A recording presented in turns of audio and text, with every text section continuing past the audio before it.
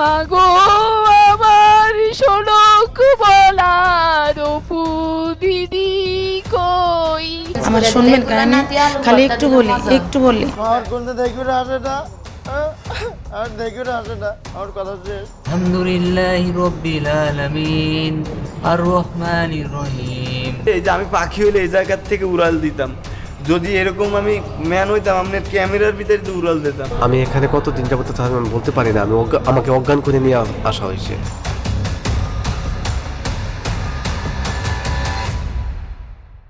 বাংলাদেশের সবচেয়ে পরিচিত পাবনা মানসিক হাসপাতাল, দেশের একমাত্র বিশেষায়িত মানসিক হাসপাতাল। বছরের পর বছর ধরে হাজারো মানুষ এখানে চিকিৎসা নিচ্ছেন। কেউ সত্যি অসুস্থ, আবার এমন অভিযোগও রয়েছে কিছু মানুষ সুস্থ হওয়ার পরও পরিবারের কাছে আর ফিরে যেতে পারেন না।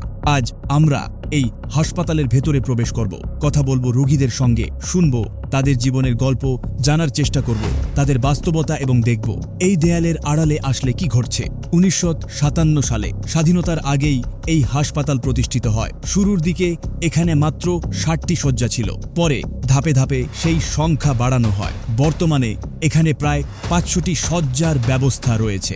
দেশের বিভিন্ন প্রান্ত থেকে মানসিক সমস্যায় আক্রান্ত মানুষ চিকিৎসার জন্য এখানে আসেন। জীবনের নানা ধাক্কা, মানসিক আঘাত আর কঠিন বাস্তবতার সঙ্গে লড়াই করতে না পেরে অনেক মানুষের শেষ আশ্রয় হয়ে উঠেছে এই হাসপাতাল। এখানে থাকা অনেক রোগী বাইরের কাউকে দেখলেই কথা বলতে ছুটে আসে, কারণ অনেকেই দীর্ঘদিন ধরে পরিবারের ভালোবাসা, খোঁজ খবর কিংবা আপনজনের সান্নিধ্য থেকে দূরে আছেন। তাদের চোখে মুখে একটাই আকুতি, কেউ যেন তাদের কথা শোনে। ভেতরে ঢুকতেই কয়েকজন রোগী এগিয়ে এলেন। কেউ কথা বলতে চাইলেন, কেউ গান গাইলেন, কেউ আবার শুধু চেয়ে রইলেন। একজন হঠাৎ গেয়ে উঠলেন, আসতেই পারে বোবা লোকে, গাইতেই পারে না, ওরা দুই চোখ দিয়ে দেখতেই পারে, বলতেই পারে না। হাসতেই পারে বোবা লোকে, গাইতেই পারে না, ওরা দুই চোখ দিয়ে দেখতেই জানে, বলতেই জানে না। হাসতেই পারে, ওরে হাসতেই পারে বোবা লোকে, গাইতেই পারে না। তারপর বললেন,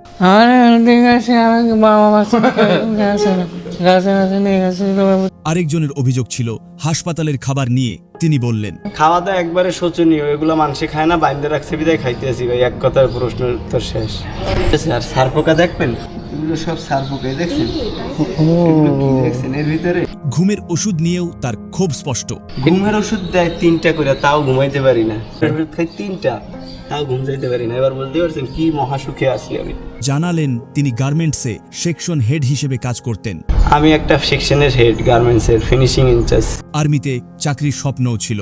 তিনি বললেন, খিদায় হাত পা কাঁপে, টাকা থাকলে বাইরে থেকে খাবার কিনে খেতাম। তিনি স্বীকার করলেন, আমি ইয়াবায় আসক্ত ছিলাম, সেই কারণেই এখানে আসতে হয়েছে। আমি এখানে আসছিলাম ভাই, আমি ইয়াব অ্যাডিক্টেড ছিলাম, যে কারণে আমার এখানে পস্তানো লাগছে।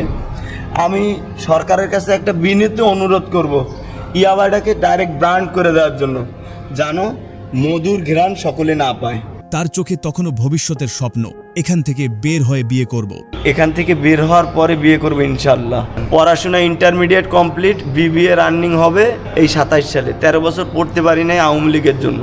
পরিবারের কথা মনে পড়ে। পরিবারে আমি, আমার মা, বাবা আর 2টো বোন। তিনি কিছুক্ষণ চুপ থেকে বললেন, পরিবারের কথা মনে পড়লে শুধু তাকিয়ে থাকি আর চোখের পানি মাটিতে পড়ে।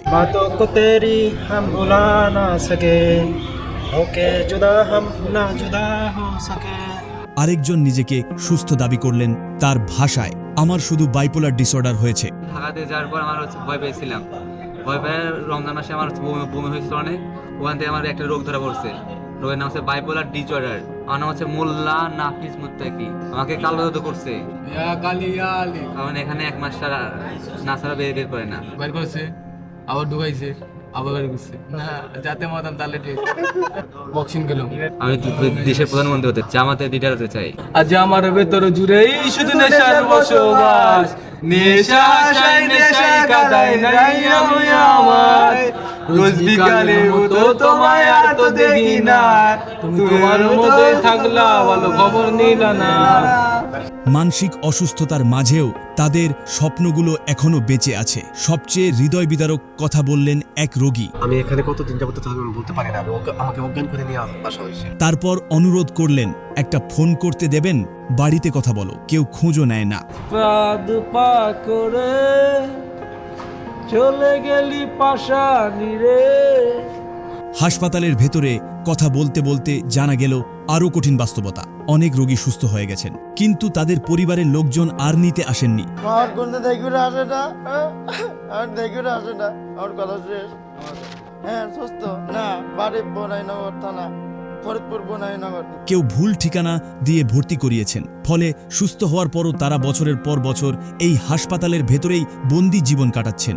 একজন রোগী বললেন, বাড়ির লোকজনের সঙ্গে ঝগড়া হয়েছিল, তারপর আমাকে এখানে রেখে গেছে। তার একটাই ইচ্ছা, আজ যদি আমাকে বাড়ি নিয়ে যায়, আমার কাছে ঈদের মতো আনন্দ লাগবে। বন্দি জীবনকারী বা ভালো লাগে। পাবনা মানসিক হাসপাতালের সি নম্বর ওয়ার্ড। একটি পুরনো বিছানায় শুয়ে আছেন মোহাম্মদ সাইদ হোসেন। গায়ে নেই কোনো জামা, নেই বিছানার চাদর। এই দৃশ্য শুধু একজন রোগীর নয়, পুরো ব্যবস্থার একটি করুণ ছবি। তাকে এখানে ভর্তি করা হয়েছিল, তখন তার সব তথ্য হাসপাতালের নথিতে ছিল, কিন্তু 2 বছরেও পরিবারের কেউ আর তাকে নিতে আসেনি। এখন সবাই তাকে সাইদ চাচা নামে চেনে। বাড়ির কথা উঠলেই তিনি শিশুর মতো কেঁদে ফেলেন। সাইদ চাচার মতো আরও কয়েকজন রোগী আছেন, যারা সুস্থ হওয়ার পরও পরিবারের অপেক্ষায় দিন কাটাচ্ছেন, কিন্তু তাদের আপনজনেরা আর ফিরে আসেননি। এই হাসপাতাল এক সময় ছিল মানসিক রোগীদের প্রধান ভরসা। আজ অনেক ভবন জরাজীর্ণ, দেয়াল ভাঙা, রাস্তাঘাটও বেহাল। এক সময় এখানে রোগীদের জন্য সিনেমা হল ছিল, এখন সেটিও অতীত। পুরুষ নার্সের অভাবে অনেক ঝুঁকিপূর্ণ ওয়ার্ডও সামলাতে হচ্ছে নারী নার্সদের। এদিকে গুরুত্বপূর্ণ চিকিৎসা যন্ত্রের অনেকগুলোই দীর্ঘদিন ধরে বিকল। বেশিরভাগ রোগীর দিন কাটে খাওয়া আর টিভি দেখা। প্রতিদিন একজন রোগীর খাবারের জন্য বরাদ্দ মাত্র 175 টাকা। এই টাকায় মানসম্মত খাবার দেওয়া কঠিন বলে জানিয়েছেন কর্তৃপক্ষ। জাতীয় জরিপ বলছে, বাংলাদেশের প্রায় 18.7% মানুষ কোনো না কোনো মানসিক সমস্যায় ভুগছেন, কিন্তু তাদের 91%ই এখনও চিকিৎসার বাইরে। সম্প্রতি হাসপাতালটির উন্নয়নে 1365 কোটি টাকার একটি প্রকল্প অনুমোদন হয়েছে। ভবিষ্যতে এটি 1000 শয্যার আধুনিক মানসিক স্বাস্থ্য ইনস্টিটিউটের রূপ নেবে। তবে সেই দিন আসার আগ পর্যন্ত সাইদ চাচার মতো অনেক মানুষ হয়তো এই হাসপাতালের কোনো এক কোণে অপেক্ষা করে যাবেন, হয়তো পরিবারের জন্য, হয়তো একবার বাড়ি ফেরার জন্য, আর হয়তো শুধু একজন মানুষের একটু ভালোবাসার জন্য। মানসিক রোগও অন্য সব রোগের মতোই একটি চিকিৎসাযোগ্য অসুস্থতা, তাই তাদের অবহেলা নয়, প্রয়োজন ভালোবাসা, সম্মান এবং সঠিক চিকিৎসা। আজকের ভিডিওটি এখানেই শেষ। ভিডিওটি ভালো লাগলে অবশ্যই একটি লাইক করবেন, কারণ ভিডিওগুলা তৈরি করতে আমাদের অনেক সময়, গবেষণা এবং পরিশ্রম করতে হয়। আপনার একটি লাইক ও শেয়ারই আমাদের নতুন ভিডিও বানানোর সবচেয়ে বড় অনুপ্রেরণা। আর এমন আরও বাস্তব ও অজানা ডকুমেন্টারি দেখতে এন নাজমুল চ্যানেলটি সাবস্ক্রাইব করে আমাদের সাথেই থাকুন। সবাই ভালো থাকবেন, সুস্থ থাকবেন। আল্লাহ হাফেজ।